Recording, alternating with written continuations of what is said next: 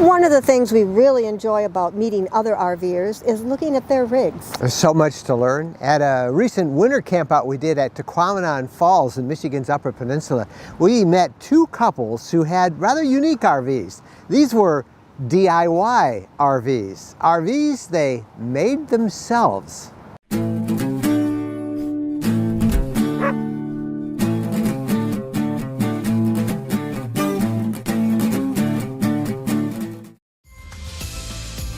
Our first couple is Steve and Sandy Umphrey, and their DIY van is on the Ford Transit chassis. Our second couple found a used Sprinter van to convert a van with a bit of a backstory. Hi, I'm Larry, and this is my wife Wendy, and we're from Rochester, Michigan, and behind us is our van Morty, as we officially call it. It's got a long story. We bought it used in February. It was originally a coffin salesman's van, and that just really appealed to us to turn it into a camper van, and that's what we did, starting in about March, April timeframe. I'm afraid to ask, but why Maury? Morty? Morty, I wanted Morticia, and he said no, so we settled on Morty. So as we built it, we kept throwing names out, and finally that one kind of stuck. Kind of goes with the coffin. Yeah, That exactly. was the idea, yeah. So come on into Morty, we'll give it a look.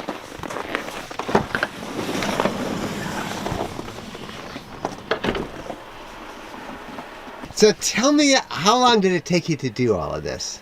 Well, we purchased it in February. We ended up going out of town and having some work done to get it up and going. We didn't know what had been done prior to it, so we baselined it. So we took it to a dealer, and he told us what needed to be done. So we started working about May, and then we did cut the windows in March. All our holes were cut in March and put the windows in, so it was kind of cold. Came back in May and really hit it hard. We figured we'd put about 1,200 hours into it. Every night we'd come home, weekends. And our goal was actually to come up on this weekend.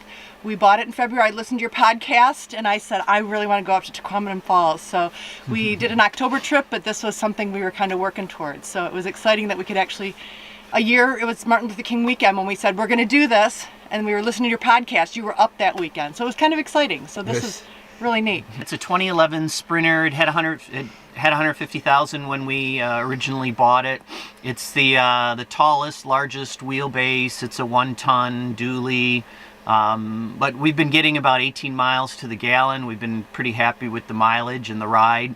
And it allowed us to do everything we wanted to do from a design perspective on the inside of the van. Why did you do it yourself instead of buying it off a lot? Oh, that's a good story.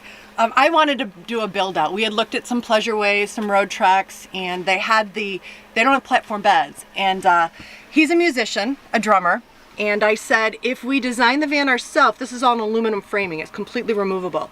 So when he has band jobs, he loads all his band equipment in the back here and takes it to band jobs. So as soon as I sold him on that, he was all in, and we started building. So it was just a matter of finding a van and building it out. So you bought it, if I can ask, so many people are so turned off. They'd love to do this, but to buy one off a lot, it's a lot of money, $150,000. How much do you have roughly in this? Okay, well, go ahead. The van was around 24,000 used, and then we put a number of repairs in, maintenance types of repairs, and that was probably around another 5.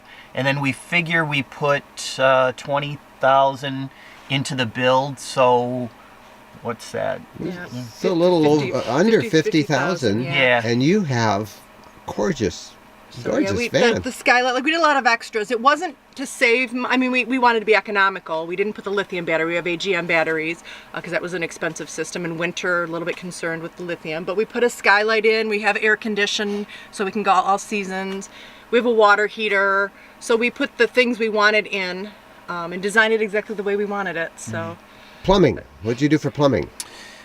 Yeah, we have a full water system. We have a 20-gallon freshwater tank, a 20-gallon gray tank that's hanging underneath, and a hot water tank that's 2.5 gallons as well. So it's all plumbed. There's a SureFlow pump and a little accumulator. So in the summertime, the water system works great. Right now, it's all winterized, and we're just using jugs. And what about toilet? We've got a cassette toilet. Actually, I'm sitting on the toilet right now. So we Excuse me, I didn't mean to interview you like that. We'll show it in the video. We'll show it in the video that it's actually underneath the seat that you're on. Yep. Yeah, we debated a lot. Do we do the hard plumb toilet or do we do the what's the other type of toilet? The composting. The composting. We debated about that, but because of the way we travel, more weekend, shorter trips, the cassette toilet seemed to work well for us. And the distinctive part that you notice right away is this platform bed. It's a queen size bed. Full. It's a full. It could be a queen. This is all removable. This is our storage here. So we went with a full with the idea if it was too tight, we could remove these and go queen. But we're fine in a full. Show me that storage. That's pretty amazing. So we built this out, and so under here is all our clothing. This is my husband's workout bar. So it's just we use cubes. So we can kind of get our clothes in and out. It stays organized there. We use something called e-bags, similar to that? Yep, exactly. I think that's where I got it from. And then this is completely removable, along with the bed. And then as you can see, we don't even, for the winter, we don't even use all the storage because it's only for the weekend. So these are IKEA. What we did is we built all the top shelves, designing it to fit the IKEA shelves, or the IKEA fronts. And then these are all IKEA. So we did a combination of our own build out and then IKEA lower cabinets. Because we don't pretend to be cabinet makers. And these are all IKEA cabinets? We built this part, so all the upper structure, and we designed it. I got the measurements of the IKEA fronts and designed them so that it would fit. So like here's our control system down here. So our battery management, our inverter charger. Let me show you, we open it up as well. And we met a gentleman by the name of Ross Lukeman, who's has a site called alternativehomestoday.com, and he puts out a van build training class. He's got training materials, he runs seminars, and he did the schematic for us. We weren't as comfortable doing the electrical completely, and so he helped us with that piece. Gave us a complete parts list so we were able to go buy it all and have it ready, and then he actually came up and helped us install it as well. So he was a big resource for the electrical system. And he installed our S-bar heater because we were a little concerned about doing that. And of course this is more IKEA cabinetry. Yep. Open that up. All of these are pretty stock IKEA cabinets. It was just easier to buy them, build them. We did the countertop ourselves. Did the laminate's not as hard as you think. So we do the inverter stove. Yep. And then a IKEA sink and. Where's the inverter stove? Right here. So we opted not to dedicate it to a counter space, so then we just pull this up. And then we have 455 amp hour AGM batteries, and we have a 2,000 watt pure sine wave inverter charger. So we're able to use this. We have to use one item at a time. Like if we're going to use the heater, we have to just watch our wattage. But and we can also charge. We have a 325 watt solar panel on the roof, and then we can charge. Right now we're charged from shore power, and then we also have the solenoid, which when we're driving. So you can sleep two up here, and I think you could probably bring one guest even, probably. Yep. Short one. So this bed, or this seat was designed based on my shoulder width. In case I get kicked out of bed, I can sleep here. We actually laid him down and measured his shoulder width, and he's a couch napper, I'm a bed napper, so we said if we need some space apart and we need to nap. And then, so that's nice. And then the front seat, driver seats, they rotate. So we've had 6 in here comfortably, just chit-chatting, for a couple of drinks or something. And your window coverings, tell me about that. So I'm a seamstress. I do a lot of sewing. So I saw these online, but you can get just the black ones. You can buy them already pre-made, but I wanted a little bit of color. And so they're insulated. So they've got the aluminum. It's Ford, so it's aluminum thermal barrier. And then a black fabric, and then our fabric here, and then I've got magnets. So they're 2-inch wide magnets that just kind of clamp up there, and you can see this is all the air that would be coming through the window did we not have these on. So it keeps it nice and toasty warm. And you covered the inside I did. Really nice? Yep, we cut it with Luan, and then we put a 1/8 inch closed cell foam, and then with a spray adhesive, and then we wrapped it. And then these are screws that you can buy them with little button covers. Just again, we watched a lot of YouTube videos, and Yeah. okay, and then the This is the So this is the cassette toilet. And can it be removed from the outside? Nope. I know we just pick it up. picks up just Oh, yeah. just here, and we find a place to dump it. Yeah. They're certainly the rage in Europe, aren't they? Yeah. That everybody uses. Do you want to see the timbre door? Yeah. I'll get behind you. Larry can. And then tell me about that, Larry. Yeah, so in order to kind of finish off this area, we had an IKEA base structure, but we really wanted to cover up everything that was in there. And of course, when you're driving, you don't want things to fall out. And Wendy found this site where we could get a custom timbre door made that rolls through and covers up our microwave and our little water heater, toaster. So this really makes it nice and secure when we're driving. And you even have a backsplash when you're cooking? Yep, that's from Lowe's. It's a rubberized back, so it gives you the appearance of tile but not the weight. And so it's just a peel and stick. It's very easy, and we found it at Lowe's. And this The refrigerator? the refrigerator is truckfridge.com. It's the same as the upper end. A lot of the upper end are $1,200 to $1,600 for the compressor. And this we found on truckfridge.com. One of the YouTubers said it's the exact same model, all the same parts. It's just marketed for truckers, and you can only get it in black. So you have to settle with the color black, but we saved a lot of money with it, and it's great. And you also have the blackout curtains. Yep, we do the blackout curtains. They're only for the winter because they're just right now pinned. Because we have, in just regular weather, we have these.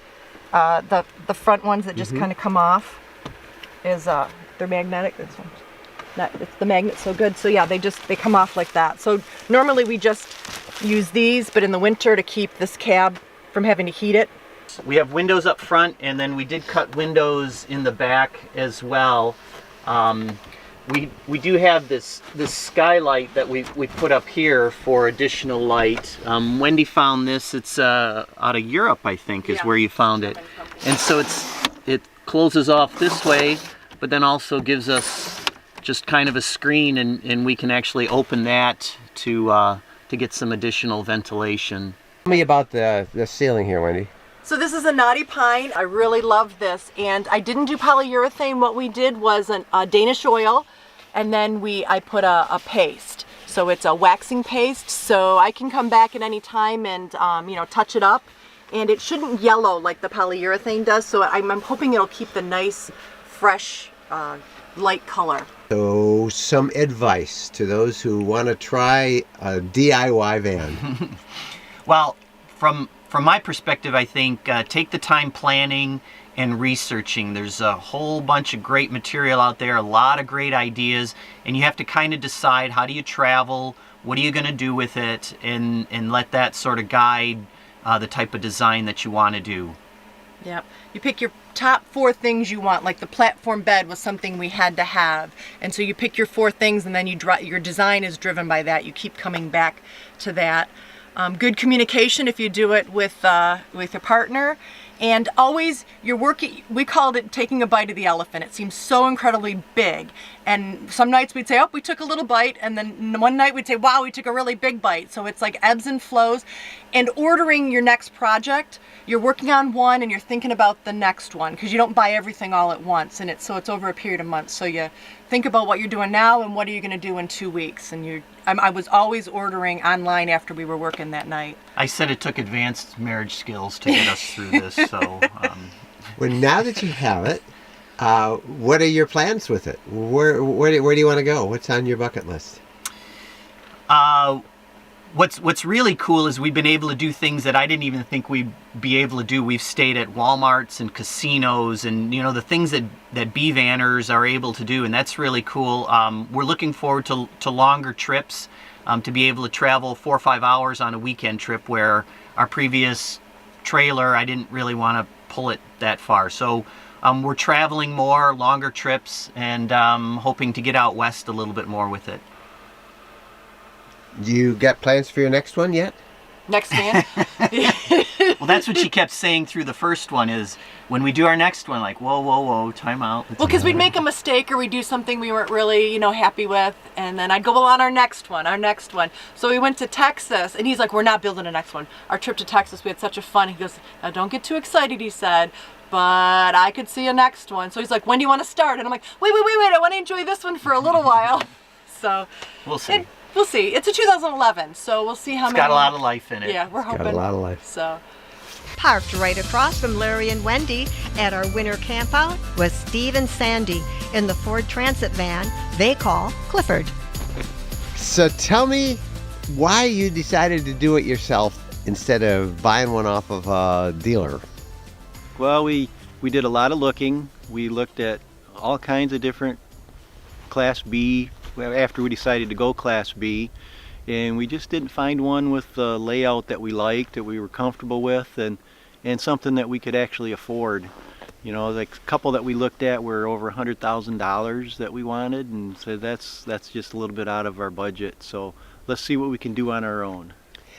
When did you begin this process? How long did it take you? And what's the most important lesson you would give somebody else that's thinking about this? Well, we decided, we bought the van in December of 2017, and we probably didn't start on it until March, but it only took 2 or 3 months, but that was a lot of full-time work on that to get it ready to go. And we still have a few more. We're always tweaking it, that's never done, right? But as far as what advice I would give you if you're building your own is make it your own. Figure out what's really important to you and what's not, because you can do without a lot of things. You realize, I need this, but then when you're actually out on the road, it's like, I don't even use this, so why do I have it? So make it your own. Give me a couple examples of that. Well, one is we tried to fit in our beds in we wanted at least a double bed, but we just couldn't make the room fit. We needed that extra aisleway. You'll see that when you get inside, is we want like that big aisleway that we have, so we went with twin beds. It was a little compromise, but it's what we really use the way we like it inside. Makes it more livable. Well, let's take a look. All right.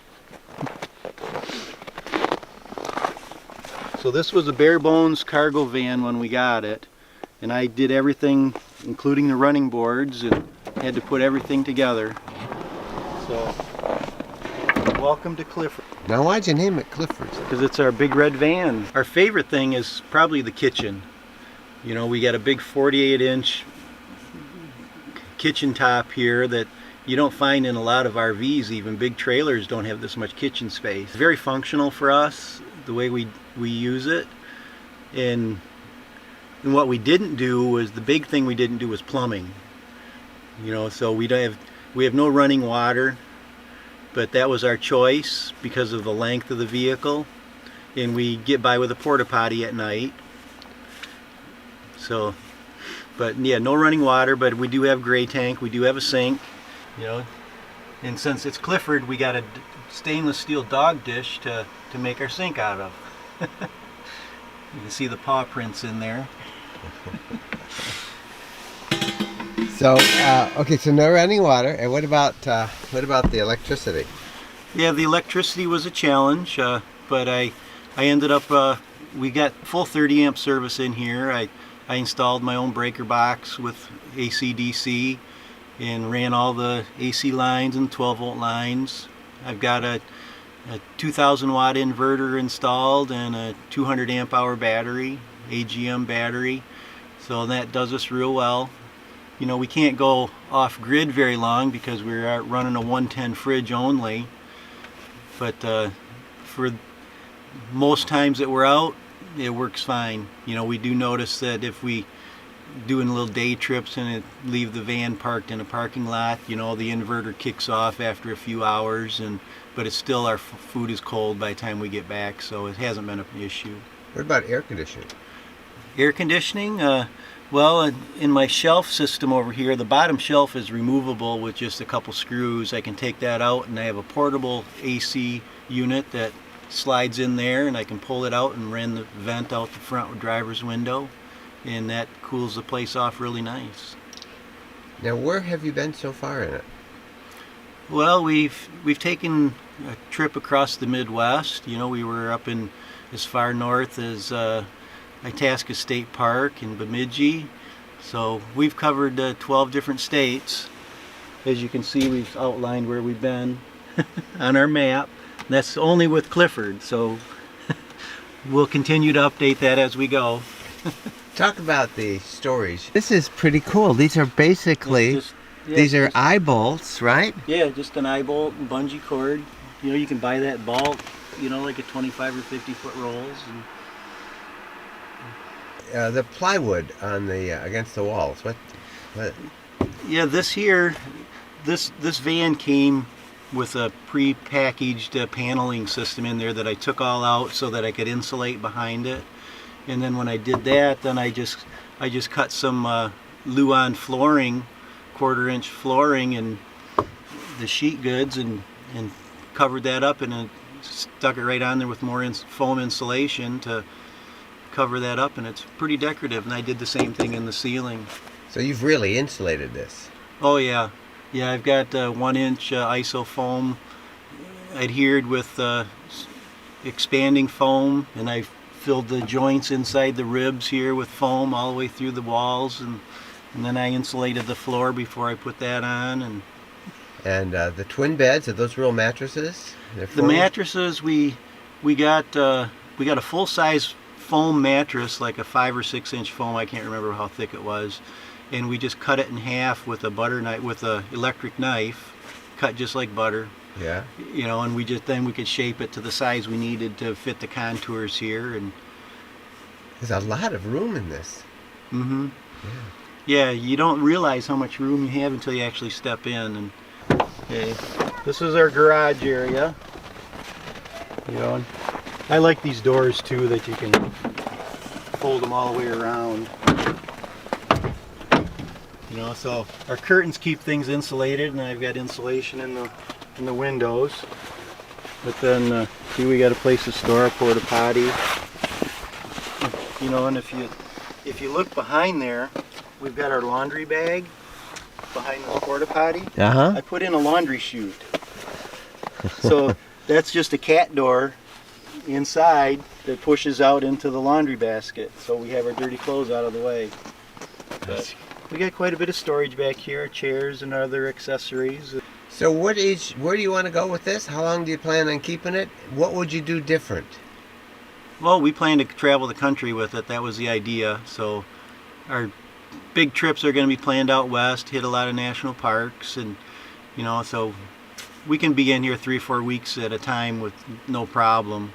You know, so we'll keep it for a while. You know, and I do Sandy kits on me. You know, it's like, what are you gonna? You know, I would tell her, what am I going to do next? You know, it's like I'm already planning my next build. You know, what I'd do different, you know, but I don't know what you know, where we're living now, we're constricted to the height of the vehicle just to fit under our carport. You know, so there are some more low profile AC units that might work for us, that I might put a rooftop AC unit, but then I have a head knocker problem with this, you know, inside. Yeah. You know, so I'd consider that. And you know, and I'm tossing the idea of propane system in here just for a heater, you know, so we could go a little more off grid in the wintertime, but I don't know. So you're heating this with just this little space heater. Yeah, and I've got a little and ceramic heater there. It does a good job. We just added a plug-in thermostat that it plugs into, that has its own temperature probe on it, that actually regulates the heat much better than trying to dial that in. Yeah, that's great. Well, I'm impressed. Thank you. Any advice to somebody else again? As you said, just make it your own. Do it a lot of research, and there's so much information out there on YouTube and places like that. You know, these people are so willing to help if you want some advice, and I say follow it, and then, but I say do make it your own.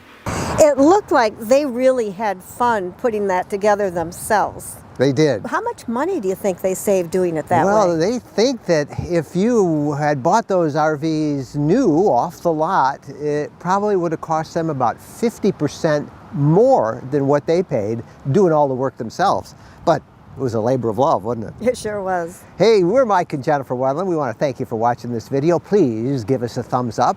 And if you do us a big favor, we ask that you would subscribe to our RV Lifestyle channel right here on YouTube. Thanks so much for watching. Happy trails.